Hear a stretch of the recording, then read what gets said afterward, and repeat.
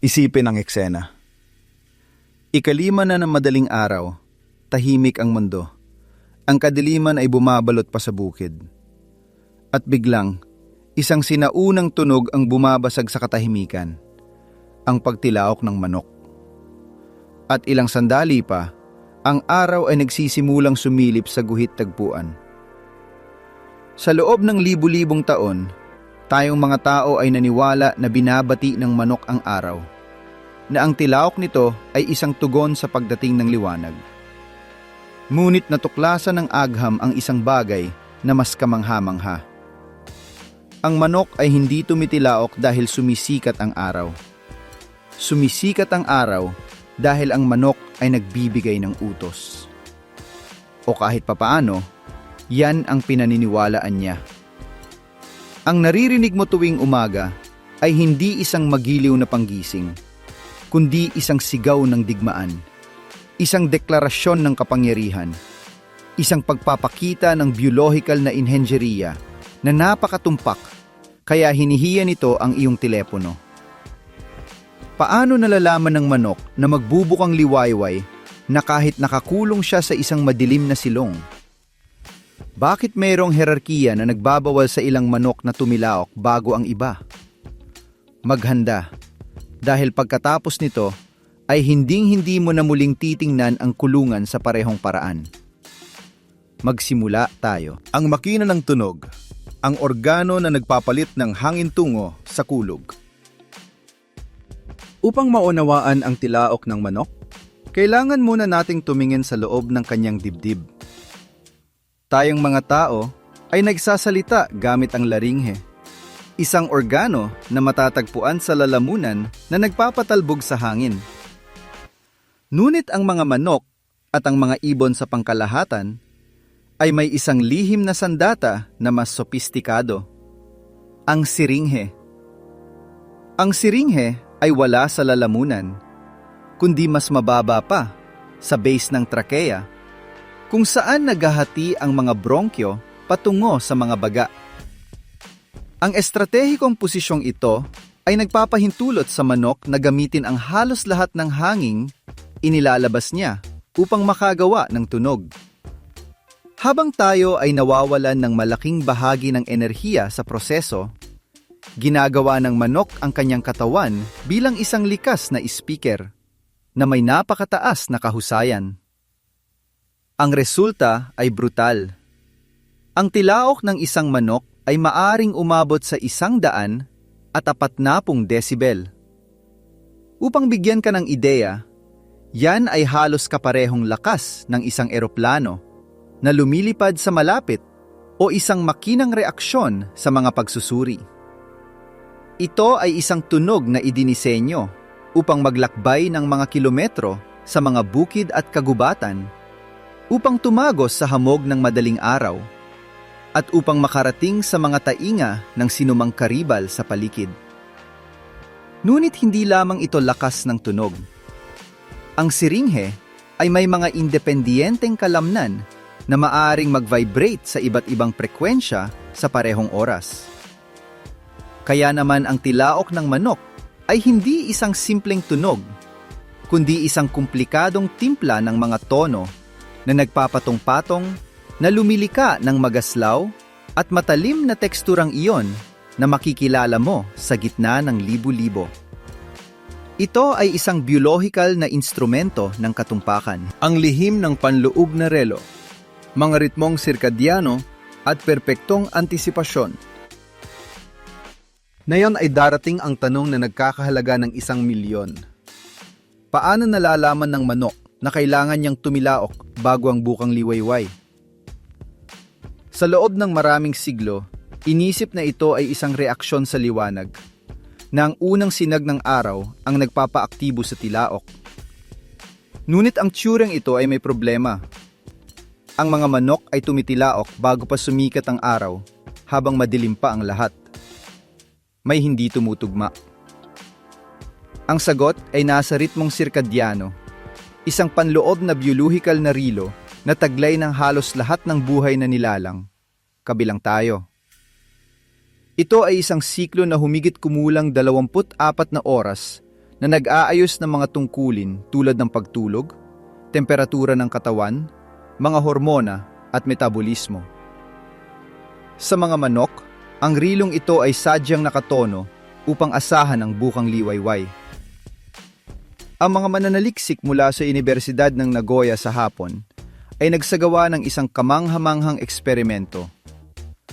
Isinailalim nila ang isang pangkat na mga manok sa mga kondisyon ng ganap na kadiliman sa loob ng ilang linggo, nang walang anumang siklo ng liwanag na magsasabi sa kanila ng oras. Ang resulta? Ang mga manok ay patuloy na tumilaok tuwing umaga bago ang oras na dapat ay sumikat na ang araw. Ang kanilang panloob na rilo ay napakatumpak, kaya hindi nila kailangang makita ang liwanag upang malaman kung kailan dumating ang sandali. Nangangahulugan ito na ang tilaok ng manok ay hindi isang reaksyon, kundi isang antisipasyon. Ang kanilang katawan ay gumagawa ng mga hormonal na hudyat na nagbababala sa kanila. Ang araw ay magsisimula na, maghanda na tumilaok. Para bang meron silang pinagsamang biluhikal na panggising na itinakda ng milyon-milyong taon ng ebolusyon upang maging una sa pagbasag ng katahimikan ng gabi. Ang digmaan ng mga igo. Bakit ang tilaok ay isang deklarasyon ng bigmaan?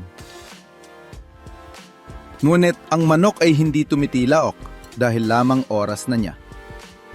Tumitilaok siya dahil mayroon siyang sasabihin.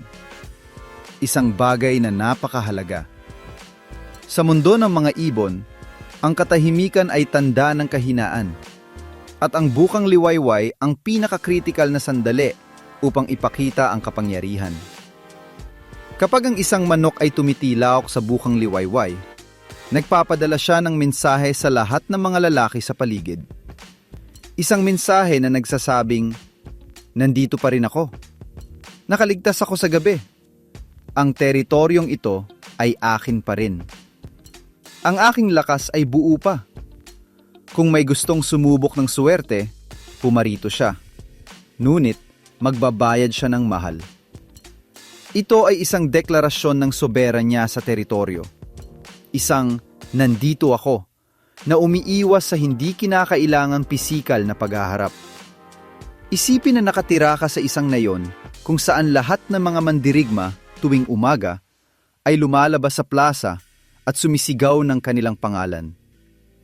Kung may kulang, alam ng iba na siya ay namatay na o umalis na. Kung may sumisigaw ng mas mahina, alam ng iba na siya ay mahina. Ang manok ay ganoon din ang ginagawa. Ang kanyang tilaok ay isang pagpapakita ng lakas. Ang isang malakas, mahaba at komplikadong tilaok ay nagpapahiwatig ng isang malusog na lalaki, busog, na may mataas na antas ng testosterone. Ang isang mahina o paputol-putol na tilaok ay isang paanyaya upang atakihin. Kaya naman, kung magbibigay ka ng pansin sa isang rural na lugar, mapapansin mo na ang mga tilaok ay hindi random. Nangyayari ang mga ito sa isang kadena. Isang manok ang magsisimula at ang iba ay sasagot. Ito ay isang akustikong mapa ng mga hindi nakikitang hangganan na muling iginuguhit tuwing umaga. Isang network ng komunikasyon na nagpapanatili ng katatagang panlipunan sa pagitan ng mga populasyon ng ibon.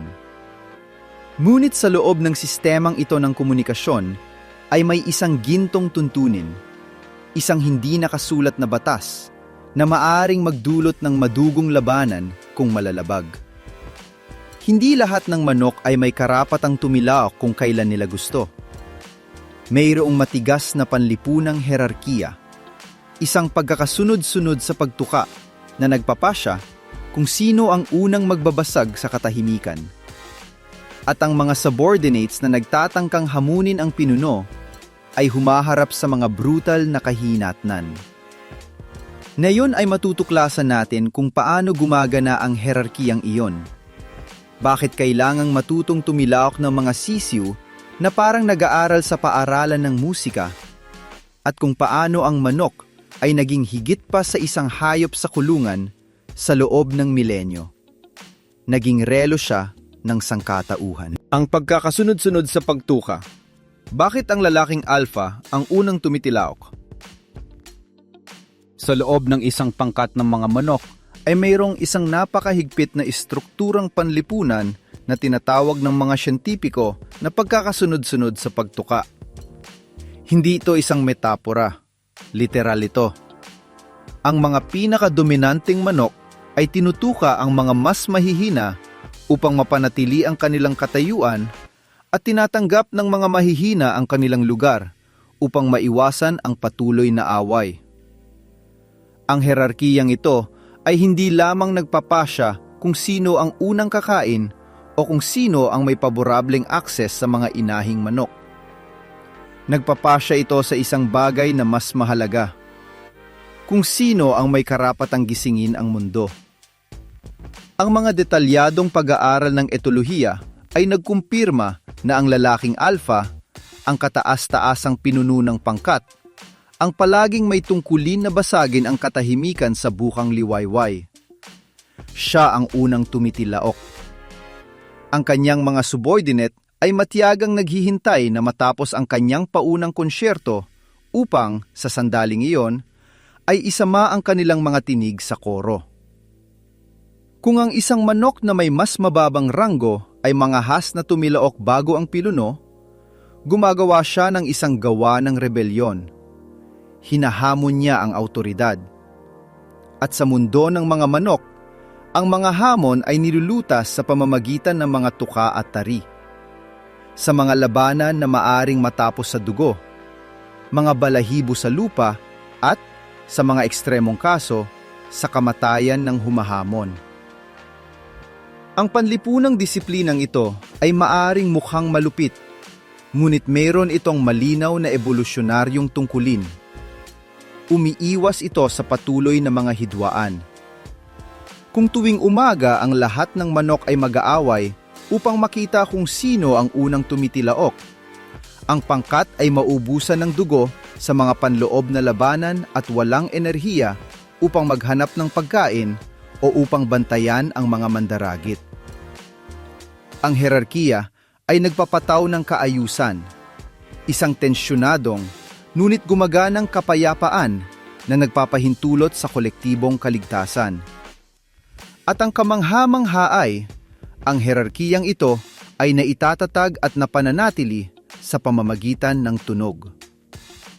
Kinikilala ng mga manok ang tilaok ng kanilang pinuno at ang sa kanilang mga karibal.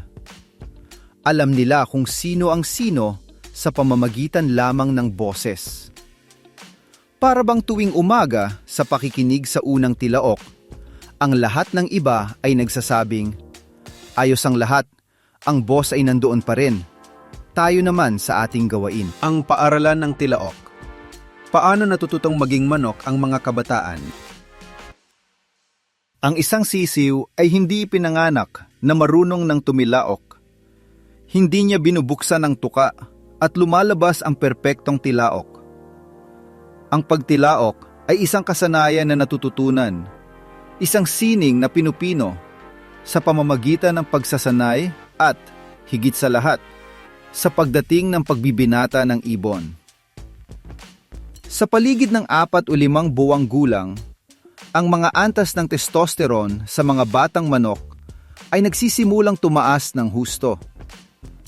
Ang hormonang ito ang responsabale sa mga pisikal at asal na pagbabago na nagpapalit sa isang inosenteng sisiw tungo sa isang may sapat na gulang at palaban na manok.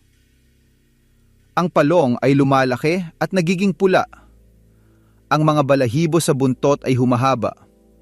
At ang asal ay nagiging mas agresibo at teritorial. At nagsisimula na rin silang tumilaok. Ngunit ang mga unang pagtatangka ay kahabag-habag, sintunado, maikli. Mukha silang mas parang manok na may laryngitis, kaysa sa makapangyarihang tilaok na magkakaroon sila balang araw. Para itong teenager na ang boses ay nagbabago at hindi makontrol ang matataas na tono. Ang mga batang manok ay nag-iensayo ng paulit-ulit. Pinapatalas ang kanilang instrumento, Natututong kontrolin ang mga kalamnan ng siringhe, nakakakuha ng lakas at tagal. Habang ang testosterone ay nagiging matatag at ang kanilang katawan ay tumatanda, ang tilaok ay nagiging mas malalim, mas mahaba, mas may awtoridad. Ang hormona ay hindi lamang nakakaapekto sa dalas ng tilaok, kundi pati na rin sa tiwala ng ibon. Ang isang manok na may mataas na antas ng testosterone ay magiging mas matyaga at maingay, na nag-aakit naman sa atensyon ng mga inahing manok at nagpapatibay sa kanyang posisyon sa harap ng mga karibal. Ito ay isang positibong siklo. Mas maraming testosterone, mas magandang tilaok. Mas magandang tilaok, mas maraming babae, at mas maraming respeto. Mas maraming tagumpay, mas maraming testosterone. Ganito hinuhubog ang mga pinuno. Ang tanod sa araw. Kapag ang manok ay nagbabantay sa buong araw. Bagaman ang tilaok sa bukang liwayway ang pinakatanyag, ang sinumang nanirahan sa bukid ay alam na ang mga manok ay hindi tumitigil sa buong araw. Tumitilaok sila sa lahat ng oras. At bawat tilaok ay may magkakaibang kahulugan. Ang tilaok sa araw ay karaniwang isang tugon sa mga panlabas na pampasigla na agaran. Isang pagbabago sa tindi ng liwanag, ang ingay ng isang makina, ang presensya ng isang estranghero, ang pagdaan ng isang madilim na ulap, kahit isang aso na lumalapit ng labis. Anumang bagay na hindi karaniwan ay maaring magpaaktibo sa instinto ng manok.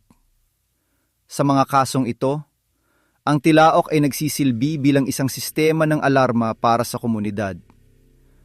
Para bang ang manok ay nagsasabing, "Atensyon, may gumagalaw," o "Huwag mag-alala, ang lahat ay kontrolado, ngunit ako ay nagbabantay."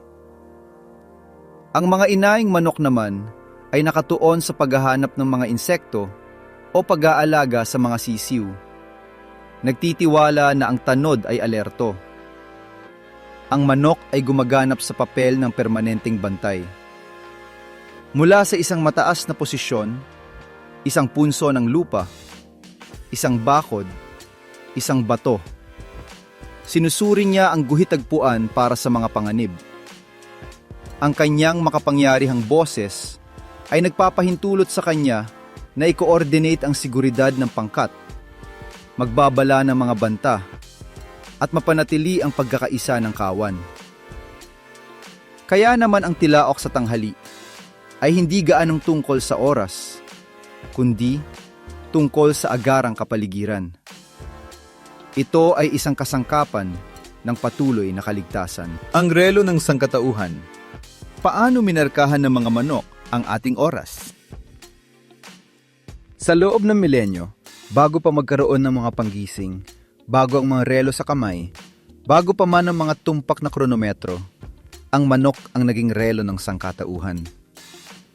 Milyon-milyong tao sa buong mundo ang umaasa sa kanyang tilaok upang ayusin ang kanilang mga buhay. Sa mga rural na kultura sa lahat ng kontinente, ang araw ay hindi hinahati sa pamamagitan ng mga oras, kundi sa pamamagitan ng mga tilaok ng manok. Ang unang tilaok, bago ang bukang liwayway, ay nagmamarka ng sandali upang bumangon at ihanda ang mga kasangkapan para pumunta sa bukid. Ang ikalawang tilaok, na may mga unang liwanag na, ay nagpapahiwatig na oras na upang simulan ang mga gawain. May mga tilaok para sa tanghali, para sa hapon, para sa dapit hapon. Bawat sandali ng araw ay may kanya-kanyang akustikong hudyat. Ang pag-asang ito ay lumikha ng isang malalim na kultural na ugnayan sa pagitan ng tao at ng manok. Sa mitolohiyang Nordiko, ang manok ay isang bantay na nag-anunsyo ng simula ng Ragnarok, ang katapusan ng mundo. Sa tradisyong Kristiyano, ang tilaok nito ay iniugnay sa muling pagkabuhay at sa pagsisisi ni San Pedro. Sa maraming kulturang Hispaniko, ang manok ay simbolo ng katapangan, ng kapurihan, ng pagkakakilanlan mismo. Hindi lamang ito isang hayop sa bukid. Ito ay isang tagapangalaga ng oras. Isang nilalang na halos mistiko na may kapangyarihang tawagin ng araw at itaboy ang mga panganib ng gabi. Sinabi ng mga Romano na ang leon ay natatakot sa manok dahil ang tilaok nito ay nagpapalayas sa mga hayop.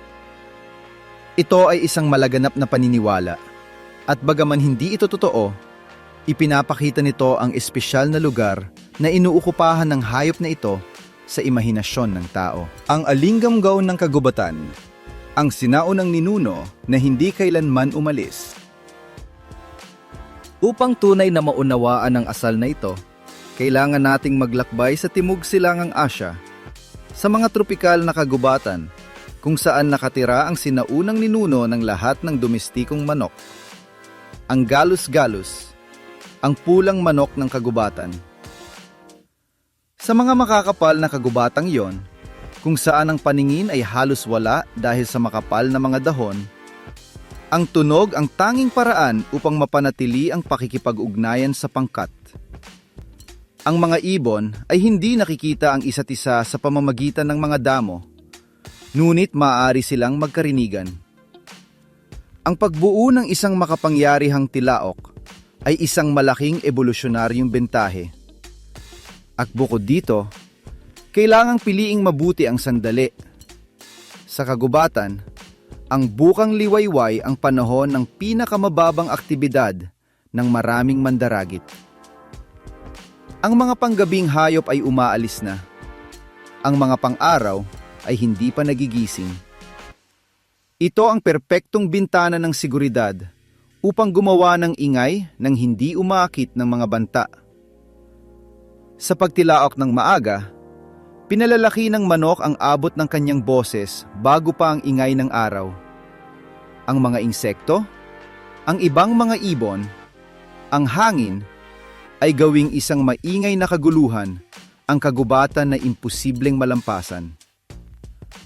Ang naririnig mo ngayon sa isang modernong bukid ay ang alingaw-ngaw ng isang estratehiya sa kaligtasan na gumagana na sa loob ng milyon-milyong taon. Ang mga domestikong manok ay napanatili ang pamanang iyon ng buo. Kahit na nakatira sila sa isang kulungan, kahit na mayroon silang garantisadong pagkain at walang mandaragit na nag-aabang sa kanila, ang kanilang panloob na relo ay patuloy na nagmamarka ng oras ng pagtilaok. Ang kanilang mga gene ay patuloy na kabilang sa ligaw na kagubatan.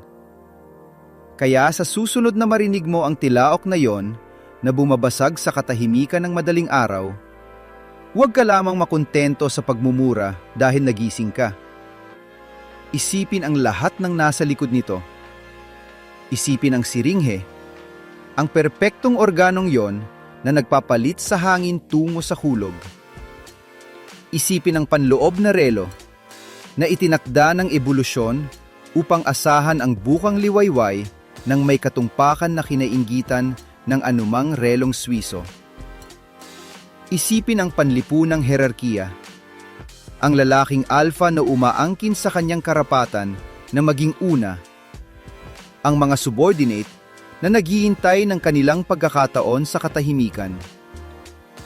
Isipin ang mga kabataan na nag-iensayo ng kanilang mga unang tilaok, na ginagabayan ng testosterone at ng instinto. Isipin ang tanod na nagbabantay sa buong araw, pinoprotektahan ang kanyang kawan. At isipin ang ating mga ninuno na sa loob ng milenyo ay nagtiwala sa tunog na yon upang ayusin ang kanilang mga buhay.